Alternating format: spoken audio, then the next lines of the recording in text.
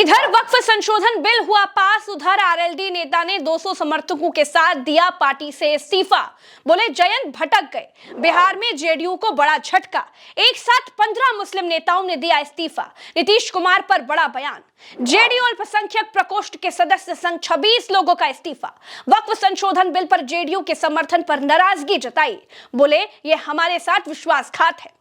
दोस्तों, ये तमाम सुर्खियां ये बता रही हैं कि वक्फ बिल का समर्थन करने के बाद सो कॉल्ड सेक्युलर पार्टियों की हालत क्या हो गई है। नीतीश कुमार और जयंत की पार्टी के बड़े नेता आज पार्टी छोड़ने वालों से पल्ला झाड़ रहे हैं। कह रहे हैं कि उनका हमारी पार्टी से कोई लेना देना नहीं है।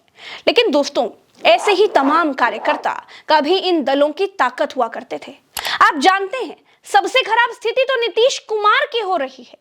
बिहार में नीतीश बाबू के खिलाफ मुस्लिम समाज में इतना गुस्सा है कि नीतीश का पुतला फूंक दिया जा रहा है।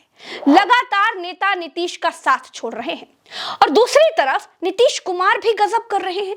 आरजेडी ने नीतीश कुमार की एक तस्वीर पोस्ट की और पूछा है कि क्या किसी की भावनाएं आहत हो रही हैं या नहीं। दोस्तों, इस तस्वीर में नीतीश कुमार चप्पल पहनकर पूजा करते हुए दिखाई दे रहे हैं। नीतीश बाबू तो आजकल बहुत सनातनी हो गए हैं, भजन भी गा रहे हैं, बस चप्पल उतार कर पूजा करना उन्हें याद नहीं रहा। दूसरी ओर भाजपा के नेता नीतीश कुमार की किरकिरी कराने में कोई कसर नहीं छोड़ रहे हैं। एक वीडियो आपको दिखाती हूँ। दोस्तों, ये जो वीडियो है ये मुंगेर का है। बिहार सरकार के डिप्टी सीएम सम्राट चौधरी, हाँ वही सम्राट चौधरी जिन्होंने नीतीश कुमार को कुर्सी से हटाने का संकल्प लिया था, पगड़ी बांध ली थी, याद आया ना? राइट, वो मुंगेर पहुंचे थे अधिकारियों के साथ बैठक करने के लिए और उनकी इस बैठक में लजीज खाने का इंतजाम था। तो देखिए किस तरह महिला बीडीओ और उसकी बाकी जो अधिकारी हैं सलाद पापड़ लेकर दौड़ी जा रही हैं, हाँफ रही हैं, लेकिन नेताजी की थाली खाली ना हो जाए इसके लिए मार भागी भागी घूम रही हैं। आरजेडी ने इसे लेकर के भी निशाना साधा है। वक्फ के मसले पर नीतीश कुमार पहले ही निशाने पर हैं। कुल मिलाकर दोस्तों, नीतीश कुमार को कुर्सी से हटाने की जितनी जल्दी आरजेडी को नहीं है, उससे ज्यादा हड़बड़ी बीजेपी में है, क्योंकि भाजपा बिहार में इस बार हर कीमत पर अपना सीएम बनाना चाहती है। अब जब मुस्लिम वोटर्स लगातार नाराज होंगे, पार्टी छोड़ेंगे, छिटकते जाएंगे, तो सीटें किसकी घटेंगी ये तो आप भी जानते हैं ना। बीजेपी का तो नुकसान है नहीं, घाटा तो नीतीश, चिराग और मांझी का ही होना है।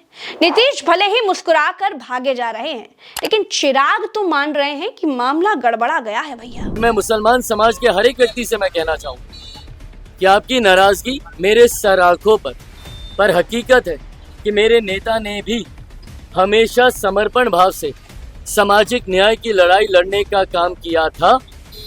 मेरी रगों में भी उन्हीं का खून है, उन्हीं के संस्कार हैं। मैं भी उनकी उस सोच को उतनी ही ईमानदारी से आगे लेकर चलने का काम करूंगा। दोस्तों, बिहार में 11 सीटें ऐसी हैं जहां 40% मुस्लिम वोटर्स हैं, 47 सीटें ऐसी हैं जहां 20% से ज्यादा मुस्लिम्स हैं और बिहार में बहुमत का आंकड़ा है 122। यानी मुस्लिम वोटर्स गेम चेंजर साबित होंगे। हालांकि संजय झा और ललन सिंह ने नीतीश कुमार की पार्टी को ऐसा हाईजैक किया है कि नीतीश कुमार कुछ कर ही नहीं पा रहे हैं और सेक्युलर सोच वाले नेता छटपटा रहे हैं। यही हालत जयंत चौधरी की पार्टी में भी है। कभी प्रदेश महासचिव इस्तीफा दे रहा है, कभी प्रदेश उपाध्यक्ष साथ छोड़ दे रहा है, लेकिन जयंत दिखाने की कोशिश कर रहे हैं कि ऑल इज वेल। दोस्तों, वक्फ बिल तो पास हो गया। अब देश में बहुत से मुद्दे हैं जिन पर बात होना बहुत जरूरी है। संघ ने चर्च की जमीनों पर भी इशारा कर दिया है।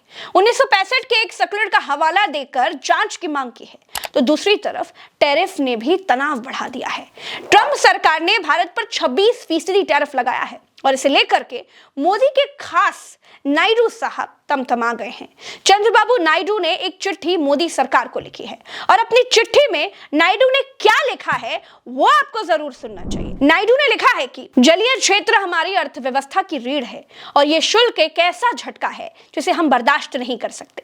शुल्क वृद्धि के कारण कोल्ड स्टोरेज भर गए और निर्यातकों ने खरीद रोक दी, जिससे राज्य के मत्स्य उद्योग पर निर्भर लाखों लोगों की आजीविका को खतरा है। पहले पहले से ही ऑर्डर के लिए पैक किए गए झींगा अब बंदरगाहों और कोल्ड स्टोरेज में फंसे हुए हैं, जिससे टैरिफ के कारण अप्रत्याशित लागत आ रही है। वैश्विक स्तर पर वियतनाम और थाईलैंड जैसे देश भारत से ऑर्डर रद्द कर रहे हैं, जबकि यूरोपीय संघ 4 से 7% तक के शुल्क सहित एडिशनल बैरियर्स लगा रहे हैं। दोस्तों, मोदी सरकार को भले ही लग रहा हो कि हर तरफ डंका बज रहा है, वक्फ बिल पास करा दिया तो कोई तीर मार दिया ऐसा लग रहा है, लेकिन दोस्तों टैरिफ की ये वॉर अभी क्या क्या दिखाएगी, देखते जाइए। शेयर मार्केट की हालत किसी से छिपे नहीं हुए। दूसरी ओर नीतीश नायडू, चिराग, जयंत कब तक अपनी पार्टियों का नुकसान होता देखेंगे? क्या वो अपनी ही पार्टी को बिखर जाने देंगे? सवाल तो ये भी है। आज के इस वीडियो में मेरे साथ इतना ही। आप अपनी बात मुझसे कमेंट के जरिए जरूर कहिएगा। चलते हैं।